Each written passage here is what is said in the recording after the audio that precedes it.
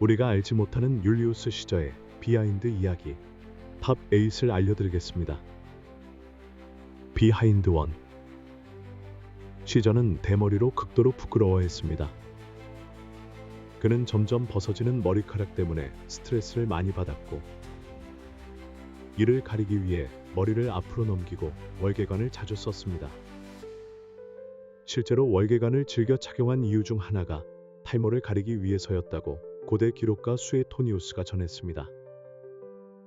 그는 자신의 대머리를 가장 치명적인 단점이라고 자조했을 정도였습니다. 권력의 중심에 있었지만 외모 콤플렉스는 인간적 약점이었습니다. 비하인드 2. 죽기 전 시저의 몸에는 23개의 칼자국이 있었다. 그러나 치명상은 단 하나였다. 시저는 암살당했을 때 23번 칼에 찔렸지만 실제로 치명적인 상처는 단 한 군데였다고 합니다. 고대 의학자들의 기록에 따르면 나머지 칼날은 대부분 표면적이거나 즉사할 만한 치명타는 아니었다고 합니다. 그는 공포와 충격, 그리고 정신적 충격으로 생명을 잃었을 가능성이 있다는 분석도 있습니다. 그의 죽음은 육체의 상처보다 배신이라는 정신적 고통이 더 컸다는 상징적인 해석을 낳았어요. 비하인드 3. 시저는 화려한 연애사로도 유명했지만 정치적 수단일 수도 있었다. 시저는 여성들과의 연애관계로 유명했어요. 특히 로마 귀족 여성들, 심지어 적국의 여왕까지.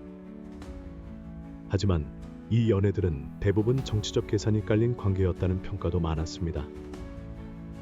특히 로마 여성 중 그와 잠자리를 같이 하지 않은 여자는 없다는 말이 돌 정도였습니다. 클레오파트라 외에도 누구보다 정적의 아내들을 공략해 정치적으로 압박하는 방식도 썼다고 전해졌습니다. 인간관계조차도 전략이었던 셈입니다. 비하인드 4. 시저는 글쓰기에 집착한 문장광이었습니다. 시저는 단순한 장군이나 정치인이 아니라 엄청난 문장가였습니다. 그는 군사 보고서부터 자서전까지 수많은 글을 남겼고, 특히 갈리아 전기는 지금까지도 라틴어 교육의 교과서로 쓰이고 있습니다. 글을 쓸 때 단어 선택 하나에도 매우 민감했고, 병사들에게 자신의 글이 어떻게 받아들여지는지를 의식했다고 전해집니다.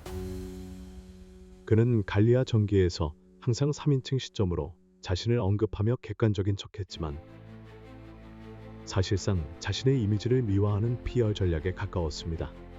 비하인드 5. 클레오파트라, 사랑인가 정치인가? 시저와 클레오파트라, 로맨틱한 사랑 이야기로 알려졌지만 실상은 훨씬 복잡했습니다. 클레오파트라는 왕위를 지키기 위해 시저와 손을 잡았고, 시저 역시 이집트를 자신의 영향권에 두기 위한 정치적 동맹을 택했습니다. 그들의 사이에서 태어난 아들 카이사리오는 시저의 혈육이라는 주장이 있었지만 시저는 끝내 그를 공식 후계자로 인정하지 않았습니다. 시저가 택한 후계자는 클레오파트라의 아들이 아닌 로마 귀족의 핏줄인 옥타비아누스였던 것이죠. 비하인드 6. 불타버린 도서관, 시저 때문이다. 기원전 48년, 시저는 클레오파트라를 돕기 위해 이집트 내전에 개입했습니다. 이때 알렉산드리아에서 발생한 대화재로 인해 알렉산드리아 도서관의 일부가 불에 타버렸다는 기록이 있습니다. 이는 고대 지식의 보고 중 하나가 사라진 계기로 알려져 있고, 일부 학자들은 인류의 지식 수백 년이 함께 불탔다고 표현하기도 합니다. 비하인드 7.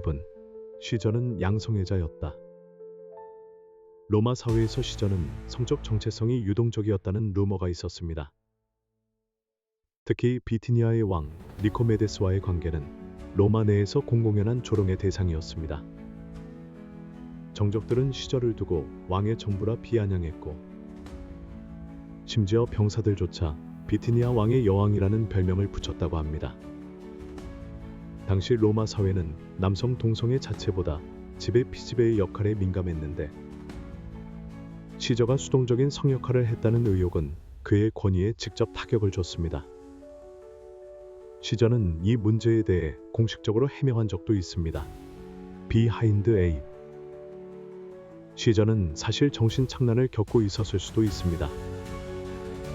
고대 기록 중 일부는 시저가 말년에 발작, 현기증, 몸상, 망상 등을 겪었다고 전해집니다. 플루타르크는 시저가 발작을 일으킨 후 정신이 흐려지는 모습을 목격했다고 남겼으며, 이는 현대 학자들에게 간질 혹은 손의 혈관 문제, 심지어 경도 치매로 추정되고 있습니다. 시저는 세계 정치를 쥐던 시점에 인지 기능이 불안정해졌을 가능성이 있습니다.